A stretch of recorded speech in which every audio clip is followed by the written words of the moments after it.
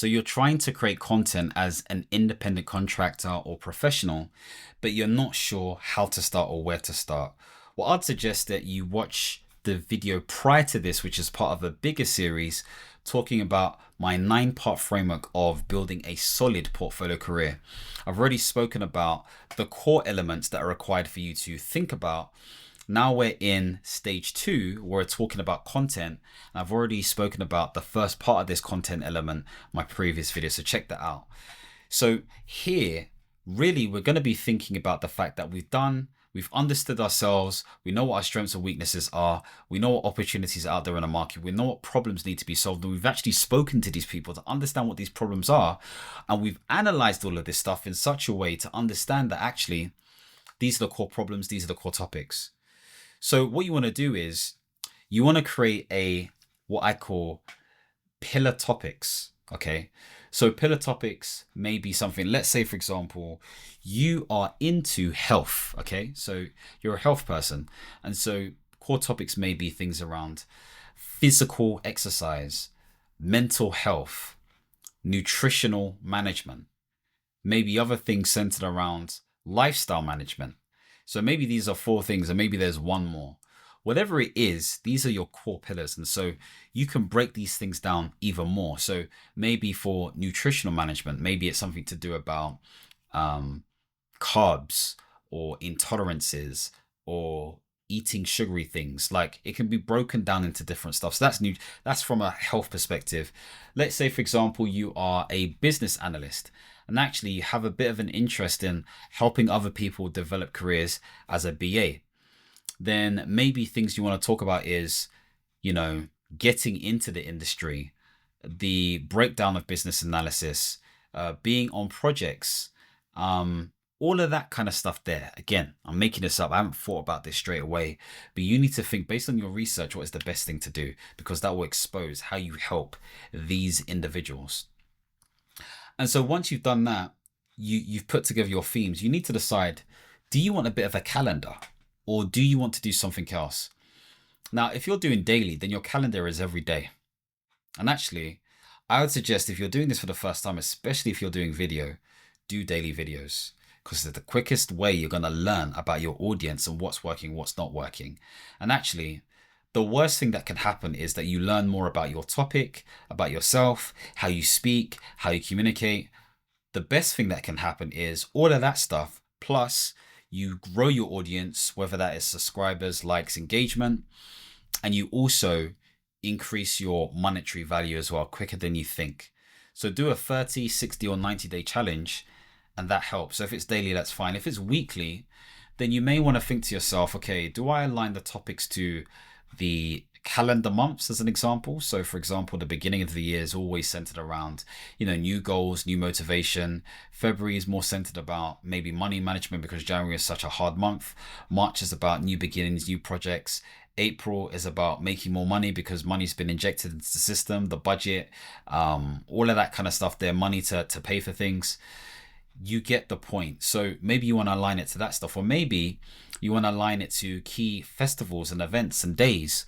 Or actually, that doesn't matter. You just focus on what logically makes sense for your audience and do videos based on that. And so you have to think about this, okay? You have to think about what titles you want to utilize and what naming conventions you want to use, etc., etc. But build out some sort of content calendar. You're going to have to produce this process for sure. And this is something that I've utilized. And actually, I've created such a system that I've plugged my virtual assistant, who is a fantastic help to support me with this stuff as well. You then also, whilst you're thinking of content and topics, you have to think to yourself, okay, you have to have some outline or points to talk to. So even with this video, I keep on looking to this side, okay? That's because I got my points. I've got my points that I'm looking to. And so it helps me stay on track. It helps me not divert, and it helps me be consistent. Now, of course, I don't have to have this all the time. I could speak coherently and in order and utilizing an outline and framework in my head, but I can't trust my brain to remember everything all the time. I've opted in for being authentic, or trying to be as authentic as possible, and also making sure that it is raw and ready, minimal edits, if no edits at all, etc., etc. That's the approach I'm going for because that has got me the best results so far. Maybe your approach is different, but I say this to say, don't become scared to not post because you're trying to perfect anything. All I've done is I've got my blinds here, I've got a lamp here, I've got a mic here, and I'm using my phone. I've connected it to OBS, and that's all I'm doing. Nice and simple, straight to the point. So that was phase 3, planning structure with intention. Okay. Phase 4 of part of this video is delivering. Or delivery, should we say. So showing up as authentically as possible. So, as I've stated before, if you are using your phone, I'd advocate you use your phone if you're using video, and everything I'm talking about is really about video. I'm trying to encourage people to use video as much as possible. Look directly at the camera. Obviously my head is close to the top of this screen. If you can see here, I go forward, I go back. Sometimes it cuts off my head. That's okay. You can see my shoulders, all of that kind of stuff. I'm talking to the camera. You may want to reference notes. You may want to reference slides, but I'm talking to the camera. And I'm talking to the camera as if I'm talking to somebody. Just a non-stop conversation that I'm having. Okay. And so I have a subtle light that's here that's not too direct, okay, but it's like slightly to the side. And you can see as I move things, you can see like the shadows kind of like change over here, if you can see it. And so you need to decide what makes sense for you. Of course, minimal shadows the better, but I'm not a light expert. I'm not trying to be a light expert. I'm just giving you some advice as well. You want to make sure there's a bit of a structure, and I've got a bit of a structure here. So number 1, introduce the topic immediately. And typically what I do is I ask a question, I talk about something relatable, or try to get into it. In my Wednesday videos, you'll hear me say, for those of you who don't know who I am already, my name is Michael Tabirade, and I help ambitious professionals navigate the change in this world in order for them to produce flourishing portfolio careers. I did that off the bat because I've said it again and again and again, but I had to learn it. So introduce yourself if people don't know who you are after you've introduced the topic immediately. You want to also share why the topic matters, and then break it down into key points, maybe 3 key points. Okay. It shouldn't be crazy long, but it should be long enough to incite intrigue. And so you want to support it with your insights, your stories, the things that you've done, data, evidence suggests that, whatever it may be. And of course, every single type of topic you do is going to have some sort of story, some personal story, some sort of data or evidence, or something that is going to teach people, okay, that is informative by nature.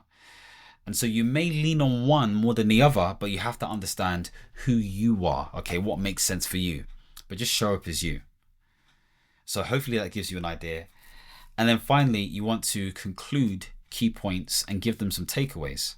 Of course, if you have a call to action, i.e. something you want them to opt in for, or let's say, for example, a service, which will lead on to obviously another point I'll talk about in a different video, then add that link as the first link in the description. You can grab the guide here, you can book a discovery call here, etc., etc. It just needs to be there. That's it. Don't need to worry about it again. And so that's that. Hopefully this has given you some insights and understandings. Of course, if you're looking to have a better understanding, a better way of building your portfolio career, and actually you're stuck at the content element side of things, then feel free to book in a discovery call with me via the link below, and we can see how we can work with each other to support you on your cause as well. If you want to see more videos centered around independent consulting, portfolio careers, and all the alike, don't forget to like this video, subscribe to the channel, and hit the notification bell. And as always, my friends, understand, reach, and expand. Peace.